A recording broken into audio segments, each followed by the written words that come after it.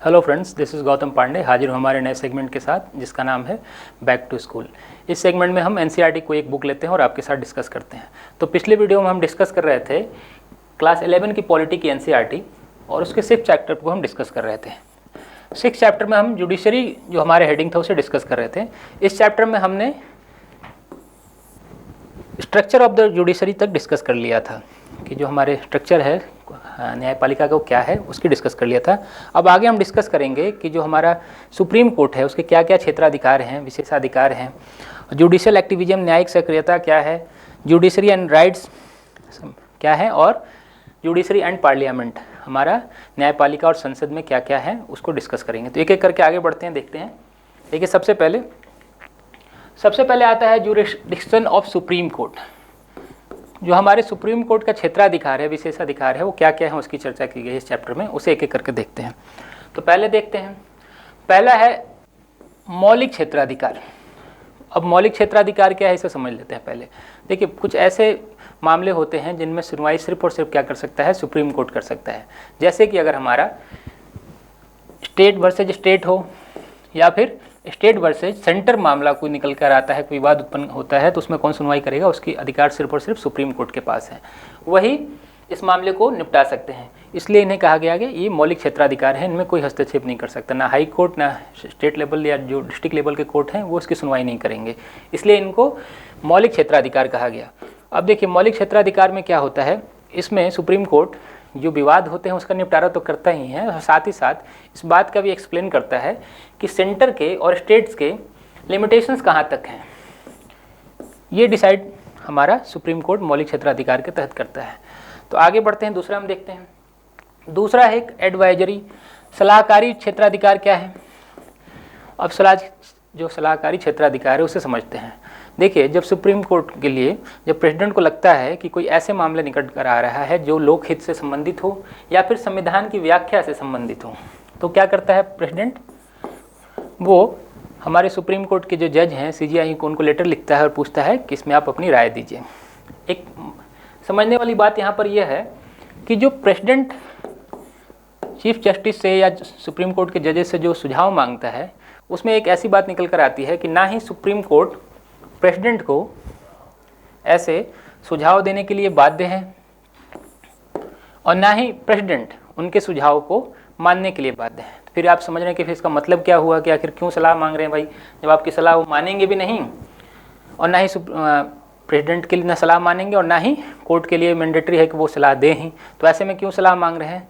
तो देखिए समझने वाली बात यहाँ पर यह है कि सुप्रीम कोर्ट से सलाह मानकर जो प्रेसिडेंट इस बात को सुनिश्चित कर लेते हैं कि जैसे कोई भी नई पॉलिसी लाने वाले हो, नया कानून लाने वाले हैं, तो उसमें कोई कानूनी मामला तो नहीं फंसा रहा है, ये देख लेते हैं।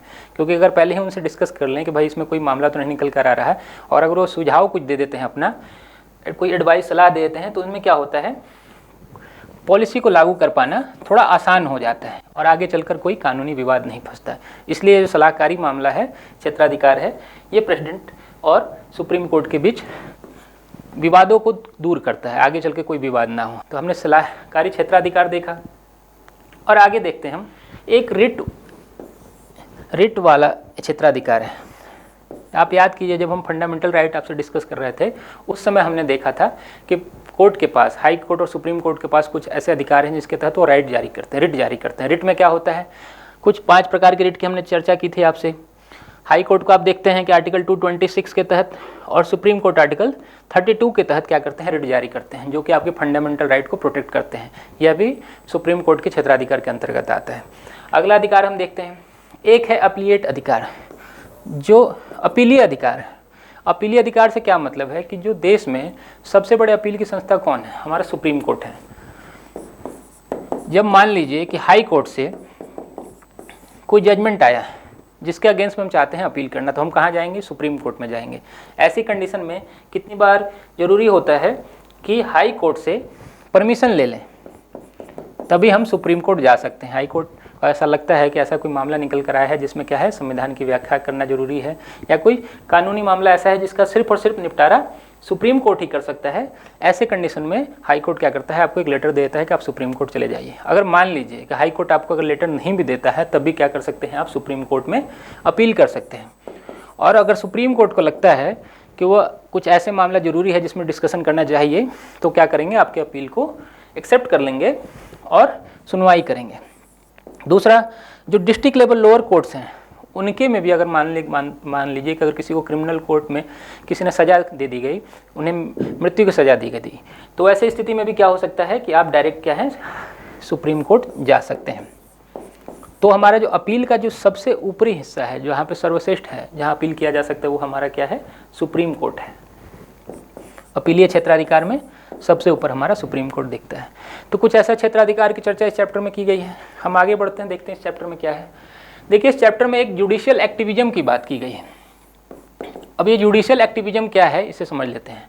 हिंदी में इसे न्यायिक सक्रियता कहते हैं। न्यायिक सक्रियता से मतलब यह हुआ कि अब कोर्ट क्या करेगा, आगे बढ़कर कोई डिसीजन ले पाएगा, निर्णय दे सकेगा। 1979 से पहले ये वाला कॉन्सेप्ट जो था थोड़ा प्रकाश में नहीं था। उस समय तक न्यायिक सक्रियता चर्चा में नहीं रही थी। अब 1979 में क्या हुआ, 1979 में इसको डिस्कस करते हैं। देखिए, 1979 में बिहार में एक पेपर में छपा कि कुछ जेल में बंद कुछ कैदी हैं, उन्हें अगर सज़ा भी हो गई होती तो भी क्या होता, वो अब जेल से निकल चुके होते हैं। इसे ऐसे समझिए कि मान लीजिए किसी क्रिमिनल ने एक चोरी की, मान लीजिए रॉबरी की, उसमें उन्हें हो सकता था कि 6 ईयर का जेल हो जाता है, सज़ा हो जाती, लेकिन पता चला कि वो 10 साल से अभी भी क्या हैं, जेल में हैं। तो ऐसे में जितनी उनकी सज़ा होनी थी उससे ज़्यादा भी वो क्या समय बिता चुके थे कोर्ट जेल में। ऐसे में उस समय पेपर में छपे एक न्यूज़ को आधार बनाकर एक वकील ने सुप्रीम कोर्ट में एक याचिका दाखिल की। तो उसमें क्या हुआ, सुप्रीम कोर्ट ने उस याचिका को एक्सेप्ट कर लिया और उसमें सुनवाई की। तब से यह मामला प्रकाश में आया और यह मामला जिसे हम हुसैन आरा खातून वर्सेज बिहार गवर्नमेंट के भी नाम से जानते हैं, ये एक लैंडमार्क डिसीजन था। उसी समय से एक नया कॉन्सेप्ट निकल कर आया जिसे हम पब्लिक इंटरेस्ट लिटिगेशन, लोक जनहित याचिका के नाम से भी जानते हैं। अब लोक जनहित याचिका क्या है, इसे समझ लीजिए। देखिए, लोक जनहित याचिका जो PIL हमारा है, यह अधिकार इस बात की देता है कि कोई व्यक्ति जिसके अधिकारों का हनन हो रहा है, उसके बिहाफ में कोई अदर व्यक्ति भी क्या कर सकता है, कोर्ट में अपील कर सकता है। ऐसा नहीं कि मान लीजिए कि मेरे अधिकारों का हनन हो रहा हो, फंडामेंटल राइट्स का एबोल्यूशन हो रहा है, तो सिर्फ मैं ही कोर्ट जाऊँ। मेरे बिहाफ में हो सकता है कोई दूसरा व्यक्ति भी जाकर कोर्ट में अपील कर सकता है। यहीं से निकल कर आया हमारा ये PIL सिस्टम और जुडिशियल एक्टिविज्म, न्यायिक सक्रियता का नया कॉन्सेप्ट निकल कर आया। देखिए, न्यायिक सक्रियता के साथ साथ एक दूसरा कॉन्सेप्ट भी है जिसे इस चैप्टर में डिस्कस नहीं किया गया है, लेकिन हम एक लाइन में समझ लेते हैं। जुडिशियल एक्टिविज्म के साथ साथ जुडिशियल ओवररीच भी एक कॉन्सेप्ट है, न्यायिक अतिवाद। ये जुडिशियल एक्टिविज्म से आगे बढ़कर क्या होता है, न्यायिक अतिवाद एक कॉन्सेप्ट आता है। ये क्या डिफरेंस है, इसको समझ लेते हैं। मान लीजिए कि कोर्ट अपने अधिकार क्षेत्र से आगे बढ़कर अगर कोई लॉ ही बना डाले तो क्या हो गया, ये जुडिशियल ओवररीच के मामले में हो गया, न्यायिक अतिवाद का मामला बनता है। जैसे एक एग्जांपल समझ लेते हैं। मान लीजिए कि सुप्रीम कोर्ट ने एक जजमेंट दे दिया कि हाईवे के 100 मीटर दोनों साइड में कोई शराब की दुकान, लिकर शॉप नहीं खोली जा सकती।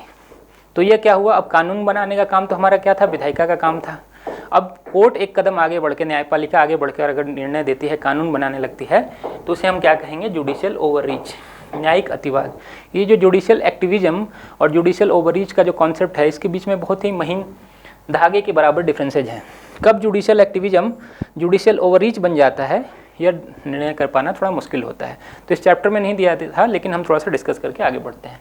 देखिए, अगला चीज़ हम देखते हैं कि जुडिशियल एक्टिविज्म जो हमारा न्यायिक सक्रियता है, इसके कुछ पॉजिटिव पॉइंट्स हैं और साथ साथ में इसके कुछ नेगेटिव पॉइंट्स भी हैं। अब पॉजिटिव पॉइंट क्या है, इसको देखते हैं।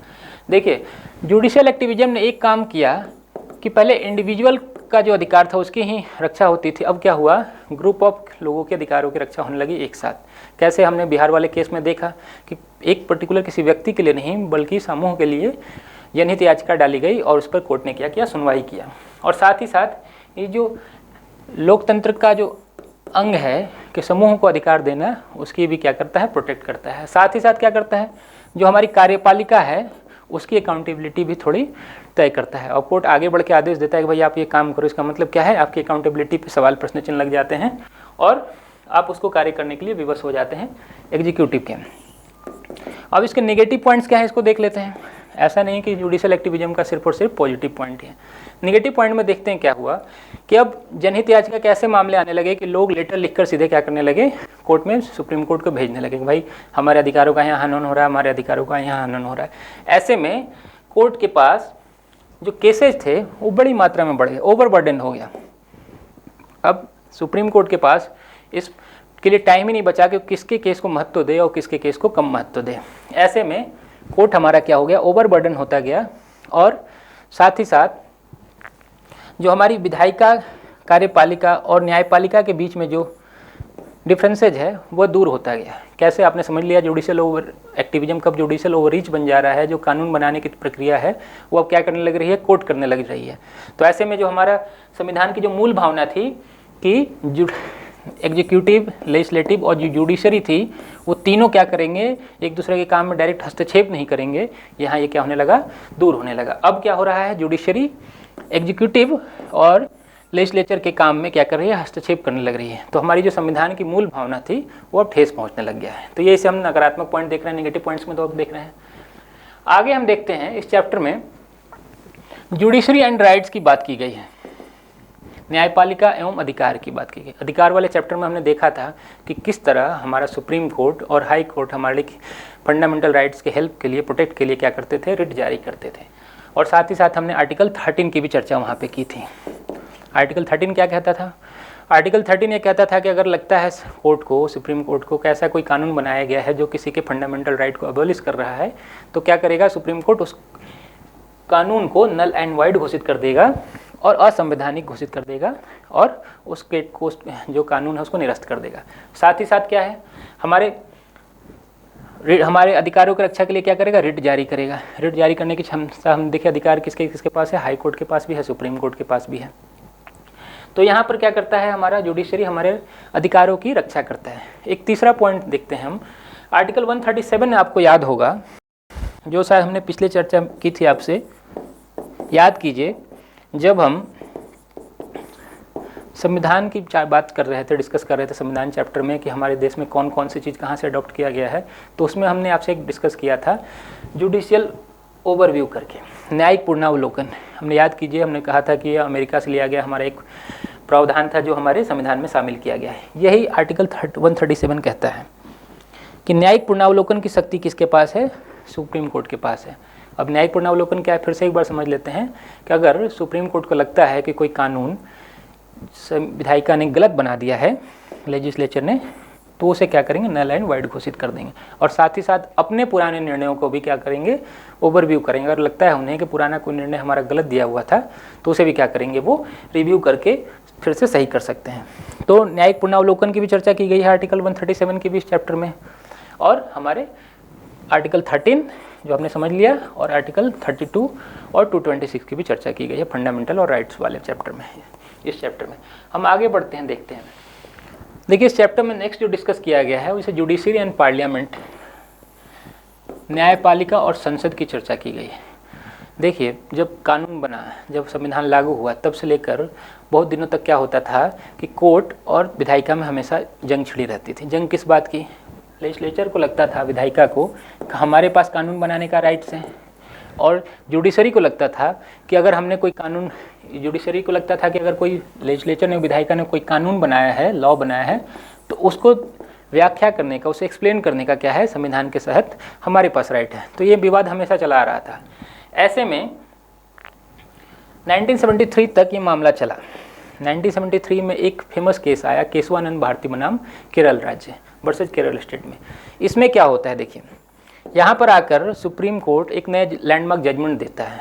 उसमें क्या बताते हैं सुप्रीम कोर्ट कि संविधान के कुछ ऐसे एरिया हैं जो बेसिक स्ट्रक्चर हैं, जो आधारभूत संरचना है, उसमें पार्लियामेंट कभी भी कोई अमेंडमेंट नहीं कर सकता, कोई बदलाव नहीं कर सकता है। आप संविधान संशोधन विधेयक लाकर भी क्या करेंगे, उसमें बदलाव नहीं लाएंगे, कुछ चेंज नहीं कर पाएंगे।